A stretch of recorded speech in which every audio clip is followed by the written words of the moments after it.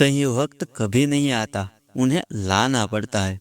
जो आज टाल रहे हैं वही कल रुलाएगा। क्या आप भी सही वक्त का इंतजार कर रहे हैं? वह सोमवार, वह पहली तारीख या फिर वह नया साल। सच यही है कि वक्त कभी नहीं आता, उन्हें लाना पड़ता है। दुनिया सो रही है और आप बहाने बना रहे हैं। याद रखिए, आपकी आलस्य ही आपके सपनों की सबसे बड़ी दुश्मन है।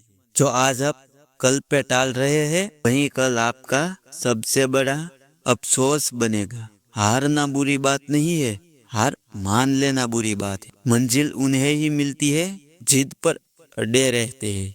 गिरो संभालो लेकिन रुकना मत। लोग तो कहेंगे तुमसे नहीं होगा, उन्हें करके दिखाओ, क्योंकि आपकी कामयाबी शोर मचा दे। तो उठिए, आज ही पहला कदम उठाइए, क्योंकि इतिहास पढ़ने वाले नहीं, इतिहास रचने वाले पागल होते हैं।